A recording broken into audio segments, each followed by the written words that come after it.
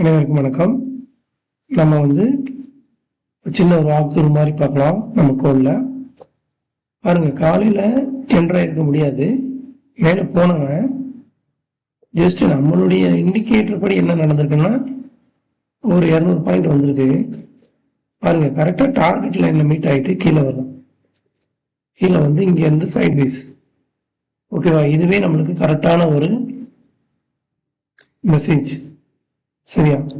இதுக்கப்புறம் சைட்வேஸில் பையே வரல. ஸோ நம்ம இண்டிகேட்டர் கரெக்ட், இங்கேயும் கரெக்டாக இருக்கு, இங்கேயும் கரெக்டாக இருக்கு. அடுத்து பாருங்க, அவன் செல் ஆகிறான், இவன் பை ஆகிறான். பார்த்தீங்களா நம்மளுக்கு எப்படி இண்டிகேட்டர் எப்படி ஒர்க் ஆகுதுன்னு பாருங்க. அவன் செல் ஆகும்போது இவன் பை ஆகிறான். பார்த்தீங்களா? அடுத்து பாருங்க, ஒரு மெசேஜ் வருது. இதில் பாருங்க, நம்ம 300 பாயிண்ட் பிடிச்சிருக்கலாம். அடுத்த ஒரு மெசேஜ் வருது, பை சிக்னல் வருது. அது வரக்கூடிய டைம் என்னன்னு பார்க்குறோம். வரக்கூடிய டைம் 2:12. 2:12க்கு அவனும் செல் அடிக்கிறான். சரியா? ஆனால் நம்மளுக்கு பெரிய ப்ராஃபிட் இல்லை, பிரச்சனை கிடையாது. நம்மளுக்கு அதை பற்றி பிரச்சனை கிடையாது. ஏன்னா நம்மளுக்கு ஒரு சில ப்ராஃபிட்டு கம்மியாக தான் வரும். 20 பாயிண்ட் போச்சு. அடுத்து எண்ட் ஆஃப் த டே தான் அவனுக்கு வருது. 20 பாயிண்ட் நம்மளுக்கு போனாலும் நம்மளுக்கு கிடைச்ச பாயிண்ட் 200 பாயிண்ட். சரியா? எப்படி நம்மளுக்கு நம்மளுடைய லாஜிக் எப்படி ஒர்க் ஆயிருக்குன்னு தான் மேட்ரு. சைட்வேஸ் மார்க்கெட்ல நம்மளுக்கு பிரச்சனை இல்லாம தப்பிச்சிட்டோம். ட்ரெண்டிங் இங்கே ட்ரெண்டா இருந்தாலும் இங்கே ட்ரெண்டா இருந்தாலும் கரெக்டா என்ட்ரு ஆகிறோம்.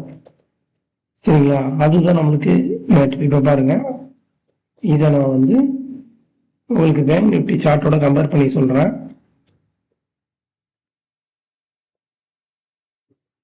இன்னும் தெளிவா இருக்கும்.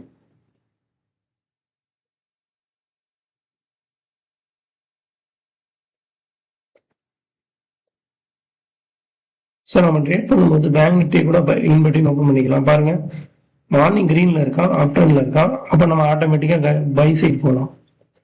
சரியா? அதே மாதிரி இங்க பாருங்க, கரெக்டா இங்க சைட்வேஸ், எந்த ஒரு பிரச்சனையும் கிடையாது. நம்ம இங்க என்றா போறது கிடையாது. அப்புறம் பாருங்க, இங்க செல் அடிக்கலாம். இந்த செல்லு இங்க செல் வரல, நம்மளுக்கு புட் சைடு என்ட்ரி வரல. பாருங்க, இவன் பேங்க் நிஃப்டி இங்க செல் அடிச்சாலுமே உங்களுக்கு என்ட்ரி வரல. அதான் இங்க மேட்ரு. அப்புறம் இங்கக்குள்ள நம்மளுக்கு டவுன் ட்ரெண்ட் ஆரம்பிக்குது.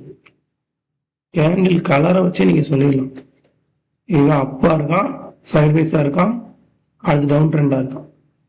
இந்த டவுன் ட்ரெண்ட் ரயிலிய நம்ம கோடு மூலமா எப்படி கண்டுபிடிச்சோங்க பாருங்க. டைம் பாருங்க, ஒரு 11:55. அந்த 11:55க்கு கரெக்டா 11:55க்கு. ஸோ நம்ம இங்கே பார்த்தோன்னா நமக்கு தெரிஞ்சிடும், ஓகே டவுனாக இருக்கா, நம்ம இங்கே போயிடலாம், புட் சைடு போயிடலாம். அப்போ நம்மளுக்கு லாஜிக் இங்கேயும் ஒர்க் ஆயிருக்கா?